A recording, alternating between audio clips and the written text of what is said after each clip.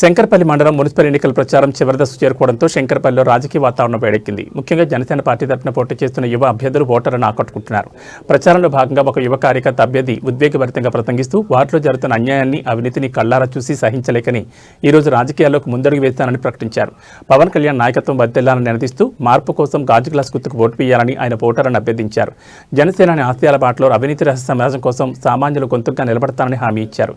ఈ యువకుని ప్రసంగం స్థానిక యువతలు మరియు మహిళల్లో పెద్ద ఎత్తున చర్చకు దారితీసింది. వెల్కమ్ టు ద ఎన్ఎస్ ఛానల్కి స్వాగతం. ప్రస్తుతం మనము రంగారెడ్డి జిల్లా శంకర్పల్లి మండలంలోనే ఉన్నాము. ఇక్కడ చూసుకున్నట్టయితే గత 10 రోజుల నుంచి కూడా ఎలక్షన్ హోరాహోరాగా జరుగుతూ ఉంది. ప్రజెంట్లీ మనం 13వ వార్డులోనే ఉన్నాము. ఇక్కడ సైడ్ నుంచి కూడా జనసేన పార్టీ నుంచి కూడా మన సాయి అనే వ్యక్తి నిలబడ్డాడు. ఒకసారి అతన్ని మాట్లాడి తెలుసుకునే ప్రయత్నం చేద్దాం. 13వ వార్డు జనసేన పార్టీ నుంచి నేను పోటీ చేస్తున్నా. ఎందుకంటే అసలు నేను పోటీ చేయొద్దు, బట్ నేను పోటీ చేయాల్సిన పరిస్థితి ఇది ఇప్పుడు. ఎందుకంటే ఇప్పుడు ఉన్నటువంటి సమస్యలు ఎట్లున్నాయంటే, ఇప్పుడు ఒక్కొక్క ఇంటికాడికి పోతే వాళ్ళ కన్నీటితోటి నన్ను పలకరిస్తారు. ఎందుకంటే గతంలో ఎన్నో ఏళ్ళ సంది వాళ్ళు డబల్ బెడ్రూమ్ వస్తలేవు, మాకు డబల్ బెడ్రూమ్ కూడా లేవు, మేము ఎన్ని ఏళ్ళని కిరాయి కట్టుకోవాలి, ఇక్కడ ఉన్న వాళ్ళకి అసలు ఒక్కరికి ఇచ్చింది లేదు, బయట వాళ్ళకి ఇచ్చారు, మేము ఓట్లు వేస్తలేమా, మేము గెలిపించుకోవట్లేమా, మాకు ఎందుకు ఇన్ని బాధలని చాలా బాధలు పడుతారు. వాళ్ళ కన్నీటితో నేను వాళ్ళ సమస్యలు తెలుసుకొని ముందుకు వచ్చిన. కొందరైతే నాకు వాళ్ళ ఆధార్ కార్డులు ఇచ్చి నాకు చూడండి అని మస్తు మంది చెప్పిన వాళ్ళు ఉన్నారు. బట్ ఎందుకంటే ఇప్పుడు వాళ్ళు కాలనీలో అయితే కొన్ని సమస్యలు అయితే చెప్పుకోలేని పరిస్థితి.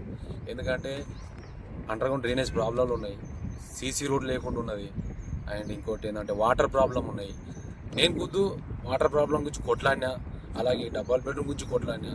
ఇప్పుడు వచ్చేటువంటి లీడర్స్ వాళ్ళ పార్టీల కోసం కొట్లాడడం కాకుండా జనాల కోసం నిలబడండి, వాళ్ళ సమస్యలు ఏందో తెలుసుకోండి.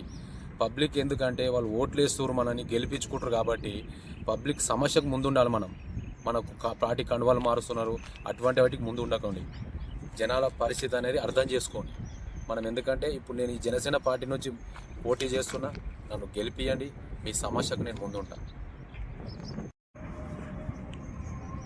13వ వార్డు ఓటర్లకు నేను ఒకటే చెప్పగలుగుతా, ఇప్పుడు ఉన్నటువంటి నేను పోటీ చేస్తున్నటువంటి జనసేన పార్టీ నుంచి భారీ మెజార్టీతో గెలిపియండి నన్ను 13వ వార్డులో. మీ సమస్యకు నేనే ముందు వస్తా, మీ సమస్యకు ముందు నిలబడేదే నేను. అలాగే ఎందుకంటే ఇప్పుడు మన కాలనీలో చూస్తున్నాం, చిన్న చిన్న పిల్లలకి ఏమవుతుందంటే, మన బస్తీలో ఒక స్థలము ఏర్పాటు చేసారు, ఎప్పటికో అది పార్క్ లెక్క తయారు చేద్దామని అది ఏర్పాటు, కానీ ఇంతవరకు దాన్ని ముందుకు తీసుకొస్తలేరు. అసలు దాని గురించి నేను ముందుకు వస్తున్నా.